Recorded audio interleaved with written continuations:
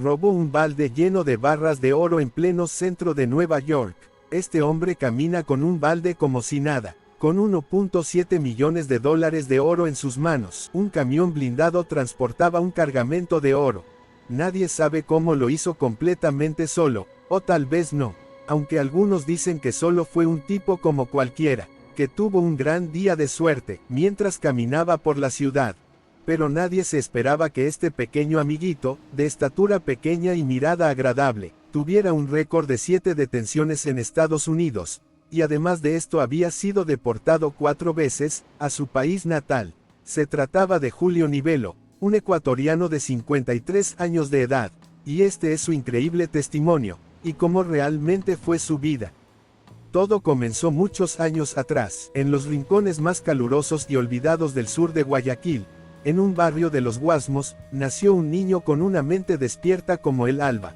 Su nombre era Julio Nivelo.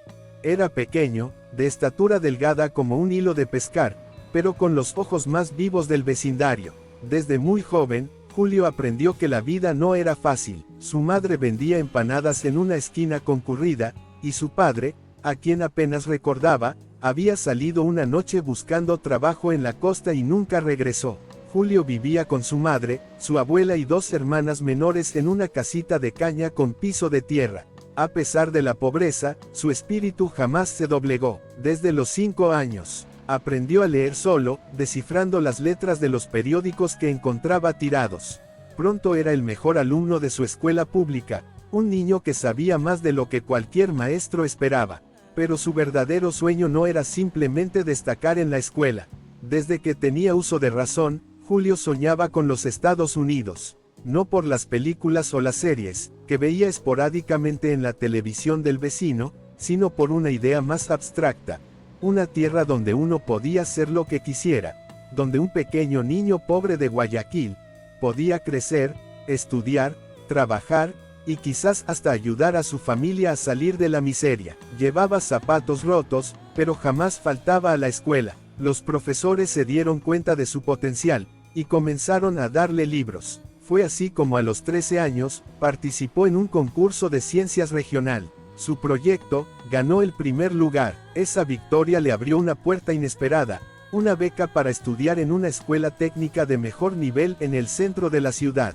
Allí conoció a personas de mundos distintos, con mejores oportunidades. Aunque al principio sintió miedo, no tardó en destacarse por su inteligencia y dedicación. Julio comprendió que si quería llegar a Estados Unidos, tenía que hablar inglés. Como no podía pagar clases, comenzó a aprender por su cuenta.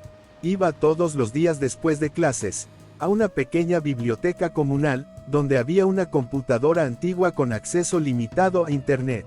Ahí, con audífonos rotos y mucha paciencia, veía videos en inglés, leía artículos, y traducía canciones. Durante años, perfeccionó el idioma a escondidas, practicando con turistas en el malecón. Cuando podía, escribía correos a direcciones que encontraba en sitios web universitarios, buscando becas y oportunidades o tal vez programas de intercambio. Y un día, la oportunidad llegó.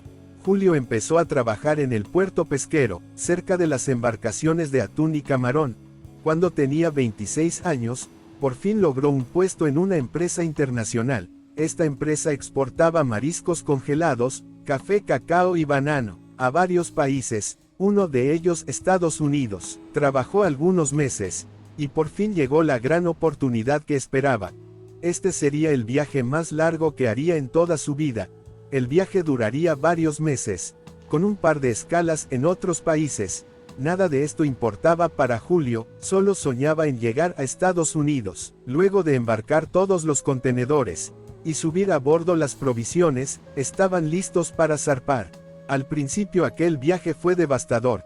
Tormentas eléctricas, corrientes desafiantes y la sensación de no pisar tierra en varios días. Los soles intensos o las fuertes lluvias los atormentaban siempre. Después de un par de meses viviendo en el océano, finalmente llegaron a Norteamérica. Julio estaba cumpliendo su sueño. Estaba en las costas de Estados Unidos. El barco fue asegurado en el puerto, y los marineros empezaron a descargar los contenedores y las cajas con toneladas de productos importados. Pero Julio tenía otros planes. Mientras todos bajaban la mercancía, Julio logró meterse en uno de los camiones, que transportaban la mercancía por todo el país. Logró camuflarse en medio de las cajas y salió sin problemas del puerto, y esta sería la primera vez que entraría ilegalmente al país. Salió del camión, y se perdió en la inmensidad de las calles. Se alejó lo más que pudo, descansó un poco, pero no lograba comunicarse muy bien con la gente de la ciudad. Durmió la primera noche debajo de un puente, donde conoció a un grupo de migrantes hondureños y mexicanos. Uno de ellos, un hombre tatuado llamado Chepe, lo miró de reojo y le preguntó si sabía moverse. Julio no entendía del todo, pero dijo que sí. Esa respuesta le costaría caro. Chepe le ofreció un lugar donde quedarse, un cuarto pequeño en una casa abandonada en las afueras de la ciudad. A cambio, tendría que ayudar a mover mercancía. Julio, desesperado, aceptó. Primeros pasos en el bajo mundo. La mercancía, eran paquetes de pastillas escondidas en mochilas. Julio solo debía entregarlas, recoger dinero y no hacer preguntas. Las instrucciones eran claras. En inglés básico, go here. Give this. Take money. Julio comenzó a ganar algo de dinero. Comía todos los días. Incluso comenzó a enviar $100 mensuales a su madre en Guayaquil. Pero un día, en una entrega rutinaria, todo cambió. La policía encubierta lo arrestó junto a 2 pandilleros. Fue acusado de posesión con intención de distribuir. En la comisaría, no tenía abogado ni papeles. Fue interrogado, encerrado por 48 horas y luego llevado a una cárcel del condado. Allí vivió su primera prisión en Estados Unidos. Sobrevivir tras las rejas. La cárcel era un mundo de reglas invisibles. Los latinos se agrupaban. Los blancos tenían su bando. Los afroamericanos el suyo. Julio, con su inglés entrecortado, aprendió rápido a no mirar a nadie a los ojos, a no preguntar, a no confiar.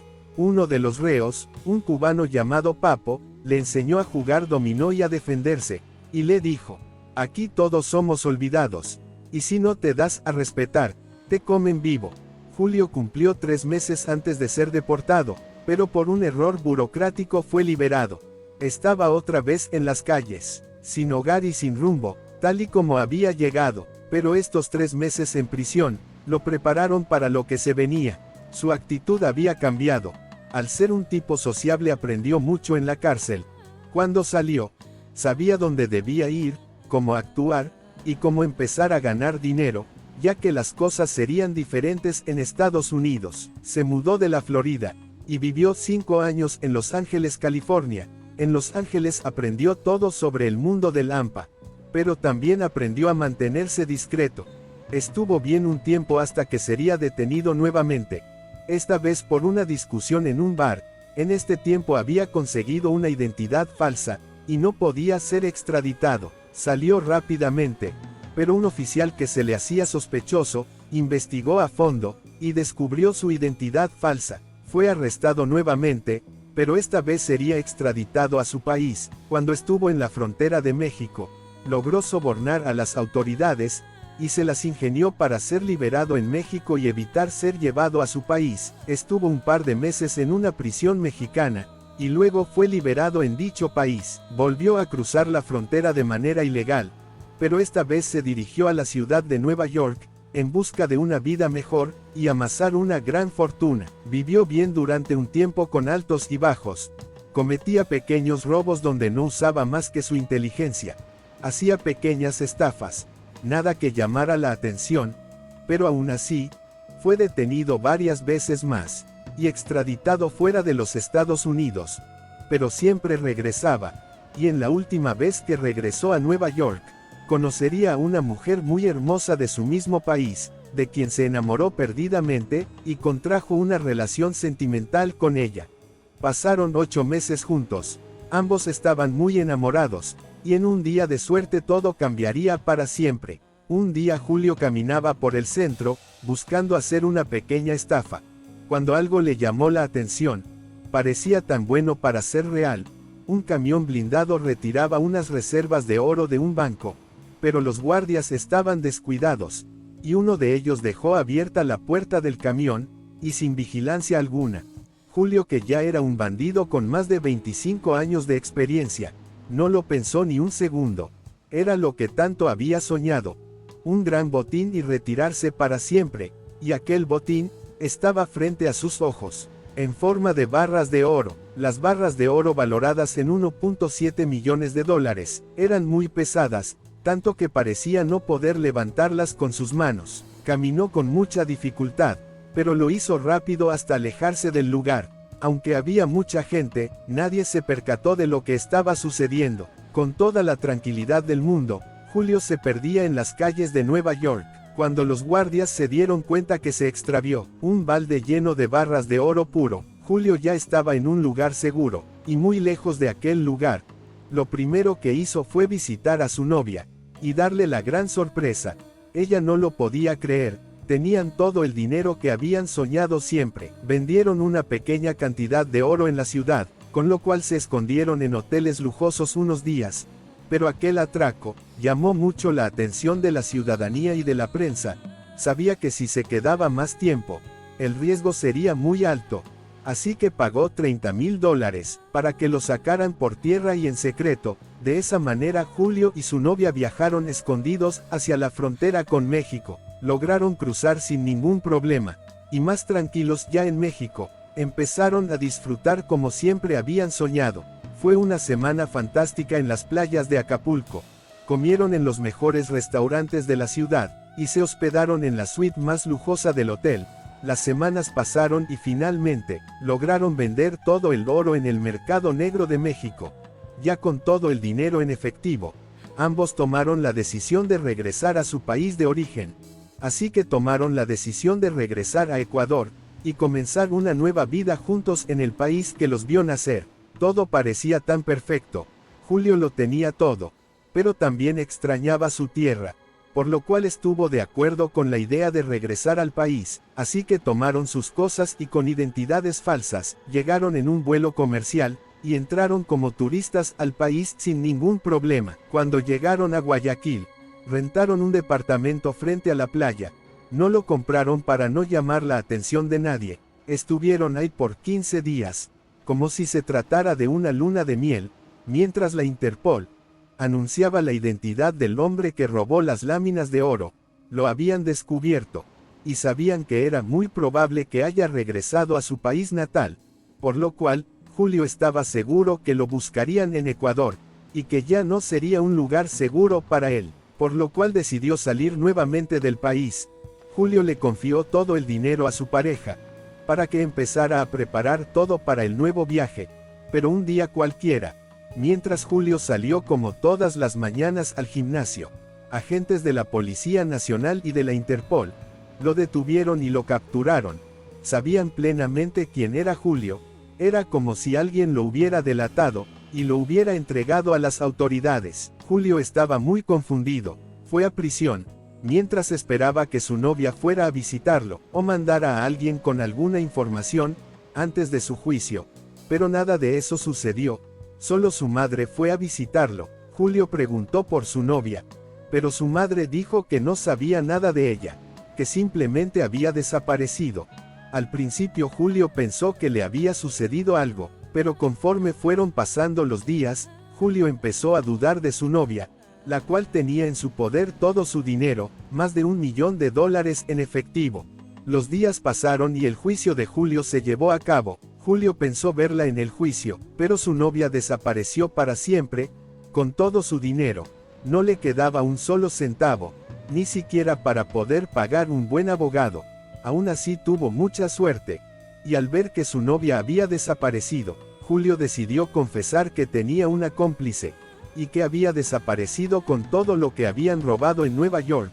De esa manera colaboró con la policía de Nueva York, y bajo los tribunales y las leyes ecuatorianas, Julio fue condenado a 9 meses en prisión. Luego de cumplir su sentencia en la penitenciaría del Guayas, fue puesto en libertad y sin más acusaciones en su contra. De su novia, poco se sabe. La Policía Internacional le perdió la pista en Brasil. Hasta donde se supo, ella estaba viviendo en Río de Janeiro, Brasil, en compañía de un hombre que aparentemente sería su pareja. La policía la sigue buscando, a ella y al dinero que nunca fue recuperado. Por otra parte, Julio dice estar arrepentido de todo lo que hizo, que aquel oro que literalmente tuvo en sus manos, solo le han traído sufrimiento e infelicidad, que si volviera a tener la misma oportunidad de nuevo, jamás tomaría aquel oro, que por su propia boca considera un tesoro maldito, que arruinó su vida y lo dejó más pobre de lo que ya era. Hoy en día a sus 54 años, Julio vive en Guayaquil, en un pequeño apartamento que comparte con su madre. El hombre de oro asegura, no tener nada ni en su bolsillo, ni en su corazón, que lo que fácil llega, fácil se va, como el amor y la fortuna que un día gozó, pero que en realidad nunca tuvo. Las 86 libras de oro que pesaba aquel balde, que Julio robó en Nueva York, hoy no pesan tanto como mi conciencia, fueron las palabras de Julio, tras reflexionar que tuvo el mundo a sus pies, y como dice el dicho, ladrón que roba a ladrón, tiene 100 años de perdón, y al que mal obra, mal le va. La vida misma le dio una gran enseñanza, sobre la verdadera riqueza y los seres que realmente valen la pena. La vida es un camino lleno de lecciones, y una de las más importantes es comprender que el mal que sembramos tarde o temprano regresa multiplicado. Un ladrón puede pensar que al robar gana algo, dinero, objetos de valor o incluso poder. Pero lo que no ve en ese momento es que pierde mucho más de lo que roba. Robar no solo significa quitar algo material, es robarse a sí mismo la oportunidad de ser mejor persona, de vivir en paz y de tener relaciones sinceras y verdaderas. Cada objeto robado pesa en la conciencia como una carga invisible. El ladrón puede tener oro entre sus manos, pero su alma se empobrece. Se convierte en prisionero de su propia desconfianza, rodeado de sospechas, alejando a quienes valoran la honestidad y la bondad. Por cada moneda o joya que se guarda en el bolsillo, pierde el respeto, la tranquilidad y el cariño sincero de quienes podrían haberlo apreciado de verdad. Hay un dicho que se repite desde hace siglos: ladrón que robó el oro, terminó perdiendo el alma. Esta frase nos recuerda que lo material jamás podrá llenar los vacíos del corazón ni calmar la inquietud de una vida construida sobre el engaño y la mentira. Lo más importante es saber que siempre hay una salida.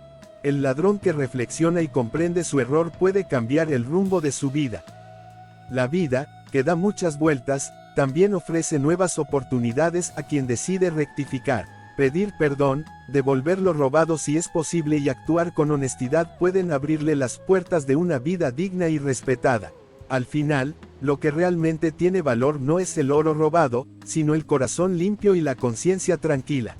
El verdadero tesoro no es el oro que se guarda, sino la paz que se siente al saber que uno camina con la verdad. A veces el pasado nos recuerda errores que preferiríamos olvidar, mentiras, engaños o incluso actos como el robo. Pero lo importante no es quedarse atrapado en ese ayer, sino aprender y transformarse. Cada experiencia, incluso las equivocaciones, nos enseñan algo valioso. Seguir la verdad y la honestidad no es un camino fácil, pero sí es el único que libera y da verdadera paz. No importa cuánto hayas fallado antes, siempre se puede elegir actuar con integridad desde hoy. El verdadero cambio comienza cuando uno decide no repetirse, cuando entiende que cada paso recto que da ahora tiene más peso que cualquier desvío pasado. Ser honesto, no tomar lo que no es nuestro, y vivir con transparencia son decisiones diarias que construyen un futuro más limpio y digno. Hoy es el mejor momento para ser la mejor versión de ti mismo.